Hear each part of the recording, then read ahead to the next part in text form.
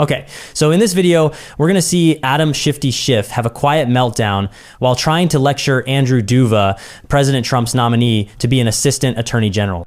I mean, Shifty of all people tries to lecture on integrity. Let's watch the full clip and then I'll give you my thoughts at the end. Sir. Tragic. Thank you for your willingness to serve. Senator Schiff. Thank you, Mr. Chairman. Mr. Duva, first of all, thank you for taking the time to meet with my staff. I appreciate that.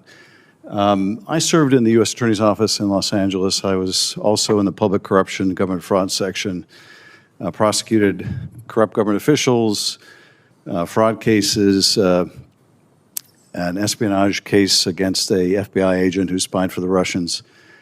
In all the time I was in the office for about 6 years, so considerably less time than you were. But nevertheless, never had any political figure contact me to tell me you should bring a case against so-and-so or you should refrain from bringing a case against so-and-so. Never had that experience. And I worked predominantly under Republican attorney generals until I think the end of my tenure in the U.S. attorneys. Was that your experience as well? Did you ever have a political figure tell you who you should prosecute or that you should refrain from prosecuting someone? Senator, I enjoyed the meeting with your staff yesterday. I see them behind you. We had a great discussion. I thank you for that opportunity to be in your office. And the answer to your question is no. Nobody's ever told me to prosecute a specific person or not to prosecute a specific person. And how would you handle a circumstance where someone did tell you to prosecute someone or that conversely you should drop a case against someone for political reasons? Those who are responsible for my nomination, sir, I'm confident that they know my background. I'm confident that they know I've never done that and will never do it. And I'm confident that they know that I will only follow the facts as applied to the law. As I said before to Ranking Member Durbin's question, any kind of public corruption investigation, and you know this from your 6 years in the U.S. Attorney's Office in the Central District of California, there has to be predication. You can't just investigate somebody to investigate somebody. There has to be specific and articulable facts that predicate an investigation. And I've evaluated that even to start an investigation and worked hand in hand with the FBI when I've done my local public corruption cases, my state-based public corruption cases, and the nationwide public corruption cases that I've investigated. If you don't have it, you don't start it. You know, Mr. I heard you make a similar response to Senator Durbin in terms of you don't think you'll be put in that position. And it calls to mind a conversation I had with Mr. Blanche prior to his confirmation, when I think he expressed the same view, I'm not going to be put in that position. And we've heard that from any number of nominees in this administration. I don't expect I'll ever be put in the position that you're describing, and yet they almost all have. I'm grateful for your optimism, but I think it probably is only a matter of time before you're put in that position.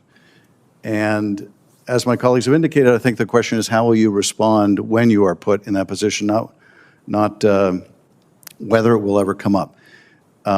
So let me ask you this.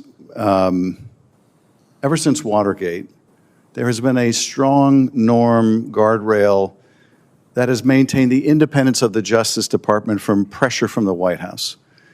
This was part of the post-Watergate reforms. And it served our country remarkably well in insulating the department from political pressure. Presidents over the course of years have set general policies. I want to see more prosecution of drug cases, or I want to see more prosecution of corruption cases, or I want to see more prosecution of illegal immigration cases. But since Watergate and until now, we have not seen a White House identify individuals they want prosecuted. This goes beyond anything I think we saw during Watergate. So let me ask you as a general matter, what is your view of the desirability, I think necessity, of maintaining the independence of the Justice Department from political pressure emanating from the White House? Thank you for the question, Senator. I look forward to, of course, my direct report will be Deputy Attorney Blanche, who you mentioned. And I've had multiple interactions with him. I believe he's doing a great job. And I look forward to working with him to do what we've always done. He was an AUSA in the Southern District of New York, just like you, just like me. And I really don't believe I'll be put in that division. When you look at the components of the criminal division and what we do, these are nationwide impact cases for all Americans. Should I be tasked with evaluating a public corruption case like you're talking about, whatever that case may be, I can assure you I will do it how I've always done it, and that will be based on the facts and the law and the independent decisions of the Justice Department to make those charging decisions, and that's exactly how I'll operate, sir. Well, Mr. Duva, I appreciate what I would describe as the triumph of hope over experience in your testimony, but I hope your experience is commensurate with your hope, but I fear it will be otherwise, and I yield back, Mr. Chairman. Senator Cruz. That last line, the triumph of hope over experience. I mean, the absolute unbelievable arrogance of that. It's breathtaking, isn't it? This guy, Duva, he gives the exact answer you'd want from someone in that job. I'll follow the facts and the law. And Schiff mocks him for it. He basically laughs at him for being naive enough to think that's how Washington works. That one little comment just tells you everything, doesn't it? It shows you his mind. When Schiff hears integrity, he hears a punchline, his experience in Washington. Well, it's clearly taught him that facts and law are just, suggestions. They're obstacles to get around. But the audacity, the sheer gall of Adam Schiff, of all people, sitting up there and lecturing anyone about politicization of the DOJ. My jaw is on the floor. It's like watching a serial arsonist give a keynote speech on fire safety. He is the last person on planet Earth who should be allowed to speak on this topic. He is the political pressure. I mean, am I taking crazy pills? Is this not the exact same guy, the same man who spent, 3-4 years on TV every single night promising he had evidence in plain sight of Russia collusion? And what happened? Nothing. A $32 million investigation. Mueller, Durham, all of it. Came back and said, nope, no evidence. The Durham report literally said there was no actual evidence to even start the thing. It was a hoax, a political operation that he spearheaded. And then there's the FISA court. He has the nerve to talk about norms when he wrote that memo, the Schiff memo, defending the FBI for using the fake Clinton paid for Steele dossier to spy on a rival campaign. The Inspector General, his own side's IG, found 17 significant errors?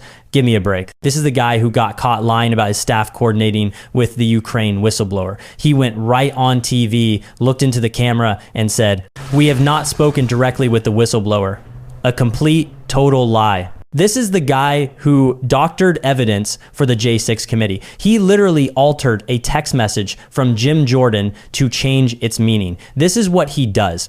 He was officially censured by Congress for this, for lying to the American people. And here he is, bold as brass, trying to take the moral high ground. You can't make this stuff up.